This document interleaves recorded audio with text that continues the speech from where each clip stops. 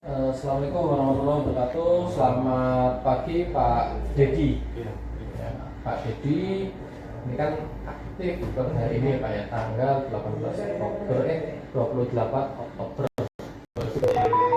Nah, di situ Pak Dedi juga saya rekrut menjadikan jadi seorang Biko.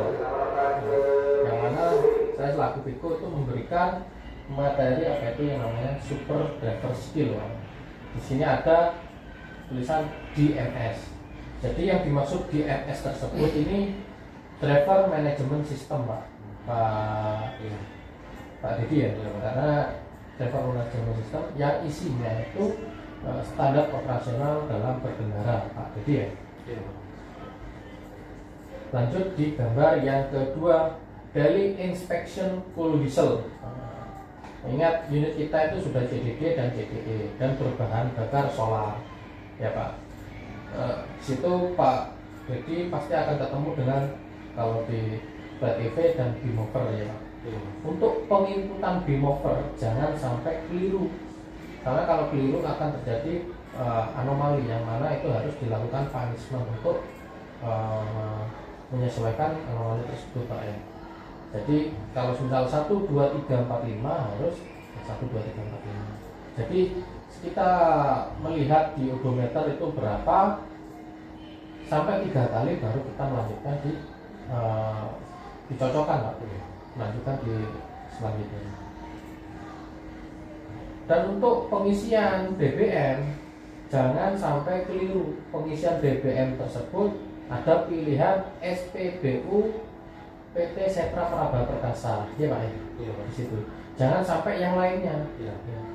Soalnya nanti tidak akan kebaca. Nanti kalau seperti itu takutnya itu nanti dibebankan ke driver. Biaya BBM itu, terus biaya parkir sebelum closing diikut, biaya penyeberangan ketika ditugaskan untuk kirim ke Bali, biaya penyeberangan diinput sebelum closing. Kalau sesudah closing tidak bisa diinput, nanti biaya tersebut akan dibebankan ke driver, termasuk tol juga Pak ya. Jadi mohon diingat. Lanjut di gambar yang ketiga, metode pengecekan kendaraan balok ya Pak. Itu mudah diingat ya. Metode pengecekan kendaraan itu apa? Balok, bodi dan ban. Bodi sebelum berangkat itu dicek Pak, apakah pintu belakang itu sudah terkait sepenuhnya Pak ya. Kalau kita tidak mengecek balok itu, nanti takutnya ketika berangkat tidak pas, nanti barang tersebut pintunya terbuka dan barangnya jatuh. Nah, efeknya nanti menjadi beban driver Pak ya. Terus dan ban, terutama ban serep juga dicek apakah ban serep tersebut itu ada. Kalau tidak, segera laporkan sebelum berangkat. Jadi tidak Pak sudah ada di jalan ban serep sakit tidak ada, berarti takutnya nanti dibebankan ke driver. Jadi kemudian metode pengecekan kendaraan itu dicek benar-benar. Terus bodi itu dicek apakah nanti akan ada yang mudah jatuh atau enggak, seperti bumper retak nanti ketika berjalan jatuh atau tidak, jadi dicek. Terus dari ban ketipisan, pengajuan ban itu sudah arahan bagi semuanya dari minimum di ketebalan 2 mili ya, 2 mili ataupun 1 mili diajukan. Kalau sudah ada arahan dari operasional segera diajukan ya, segera diajukan. Nanti soalnya kapan di ACC-nya itu butuh waktu, jadi minimum 2 mili dan maksimum di 1 mili ya Pak ya.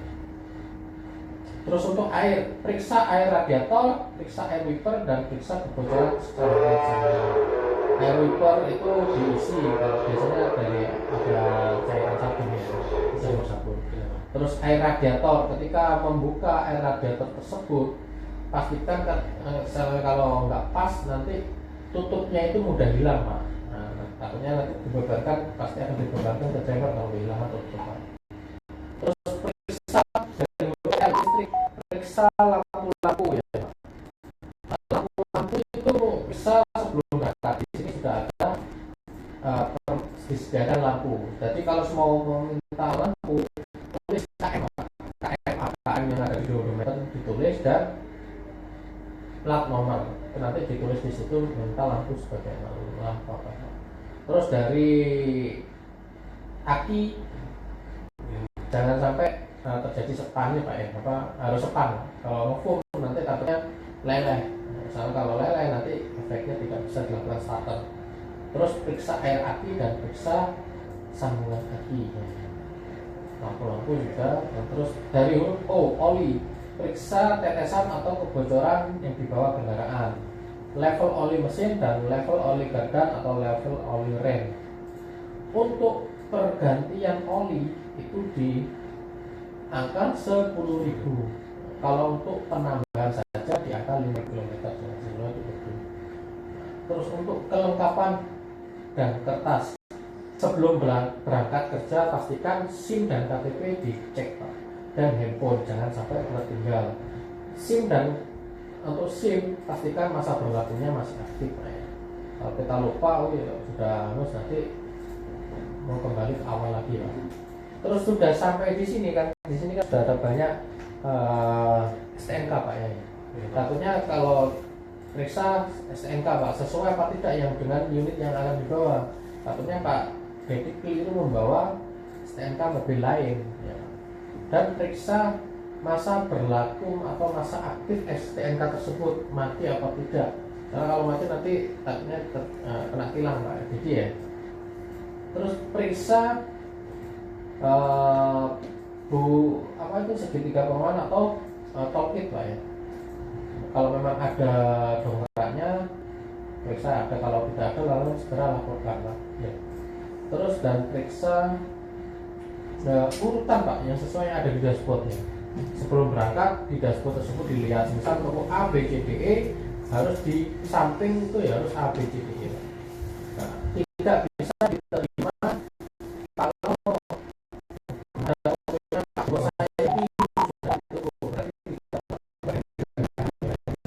Terus telur periksa telur tersebut jangan sampai ketahuan pecah ketika ada di toko. Kalau ada di toko tahu pecah itu di kembali ke stempel. Jadi tahu toko telur tersebut itu pecah sudah ada di sini. Ya. Terus untuk serah terima pastikan waktu serah terima rokok driver harus mendampingi Pak. Dan tersorot kamera ketika ada kurang item rokok, hitung semua yang ada di dalam konten tersebut ada berapa pack yang ada di konten juga ya. Dan minta CCTV toko nanti itu kita ajukan ke, misalnya kalau tidak ada CCTV tersebut nanti driver yang harus mendampingi misalnya prosedurnya harus mendampingi ketika waktu membuka rokok ya Pak. Jadi saya kasih tahu seperti itu. Terus pastikan untuk serah terima apa itu kardus pastikan dihitung Pak ya. Jangan mengandalkan pengecekan anak toko. Kalau anak toko itu ngecek secara item. Kalau itemnya banyak, kita tidak tahu berapa jumlah yang ada di situ Pak. Takutnya barang tersebut itu lebih. Kalau lebih, pasti toko selanjutnya terjadi kekurangan. Kalau kurang nanti akan dibebankan ke driver kalau tidak ketemu barangnya Pak ya.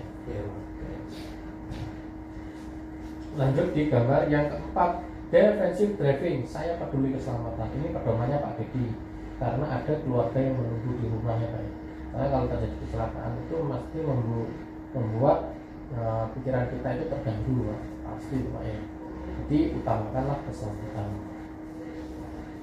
Lanjut di gambar yang kelima, defensive driving. Arti dari defensive driving ya, perilaku mengemudi yang menerapkan metode safety driving sehingga mampu mengidentifikasi bahaya dengan mengambil resiko yang paling rendah.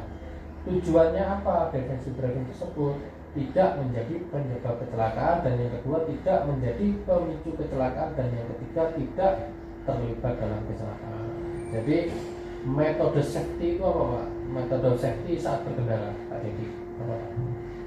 Nah itu Pak, apa namanya, menjaga keamanan dari apa Pak? Ya dari semuanya kecelakaan kendaraan. Oh, ya. Jadi metode safety saat berkendara Pak, yang pertama itu tadi pengecekan balok, itu juga termasuk metode safety. Fokus akan berkendara itu juga termasuk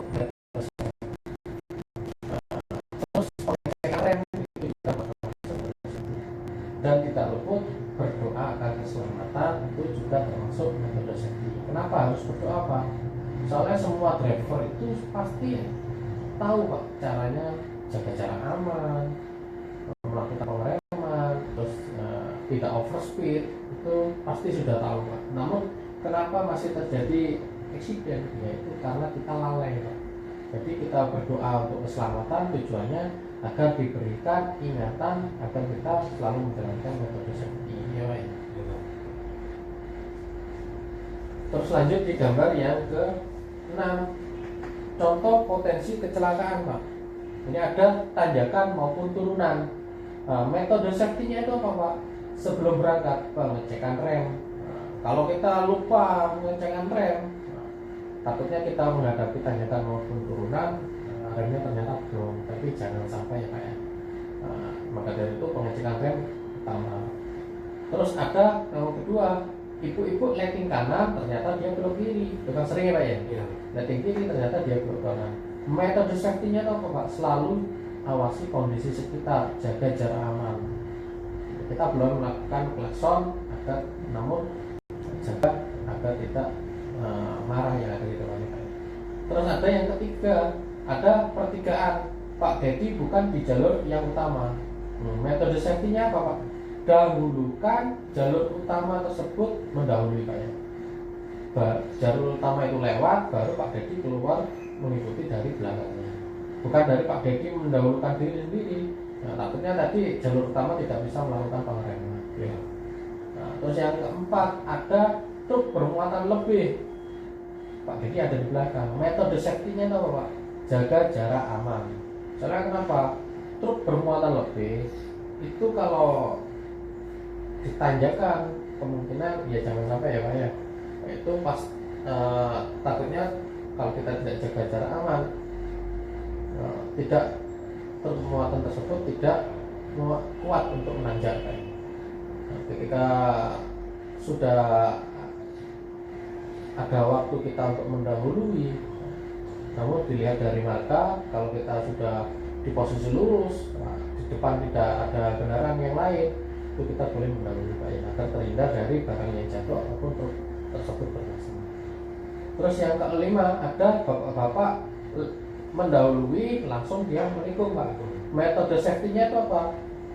Jaga jarak aman, selalu awasi kondisi sekitar, melihat kaca spion kanan dan kiri beberapa detik sekali, 5 atau 4 detik sekali Pak ya. Tadi gambar yang ketujuh, 5 langkah dasar dari jalan. Pahami dinamika kendaraan, jaga jarak aman, selalu awasi kondisi sekitar, waspadai blind spot dan hindari distraksi dan kurangi marka. Untuk distraksi Pak, kita ketika sudah ketahuan kena distraksi, mohon maaf Pak Dedi tidak boleh beraktivitas lagi di area belok. Nah, kenapa larangan tersebut itu keras? Karena demi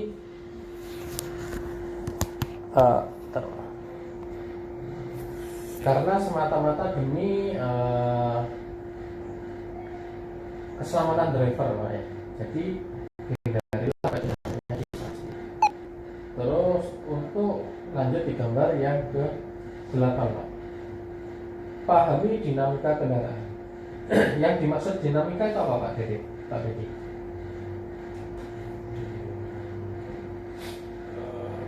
Kondisi kendaraan. Nah, jadi yang dimaksud dinamika itu haluan Pak. Haluan. Ini kan ada gambar mobil blind van, canter dan fuso. Nah, setiap ketiga mobil tersebut itu berbeda-beda Pak haluannya Pak ya. Jadi mulai dari panjang kendaraan, lebar kendaraan, tinggi kendaraan, ground clearance kendaraan, bobot max muatan kendaraan, aerodinamis kendaraan, fungsi panel instrumen kendaraan, wheelbase, jarak sumbu roda, ya Pak. Dimensinya itu berbeda-beda.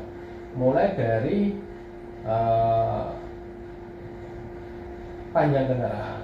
Ketika ini kan sering Pak, driver yang lupa panjang kendaraan tersebut, tahu-taunya njebolin tembok, sering kan Pak, itu fuso. Itu harus paham lebar kendaraan, panjang kendaraan, lebar kendaraan ketika ada di parkiran. Nah, ini harus paham, takutnya kita menyenggol kanan kiri yang ada di samping mobil kita. Dari tinggi kendaraan, nah, ini Contoh untuk tinggi kendaraan, pahami Pak, soalnya banyak sekali driver itu tidak paham tinggi kendaraan. Contohnya ketika berjalan itu kan banyak pohon-pohon yang di pinggir jalan Pak, tahu-taunya nyangkut di pohon.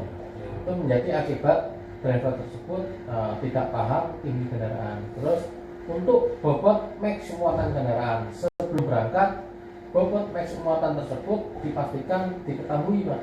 Karena kenapa? Kalau tidak paham bobot max muatan kendaraan, ketika melakukan manuver takutnya mobil tersebut itu melempar Pak. Ya, jadi bobot max muatan kendaraan tersebut pastikan diketahui sebelum berangkat. Ya. Lanjut di gambar yang ke-9. Ini jaga jarak aman zona mengemudi atau MAR ya Pak.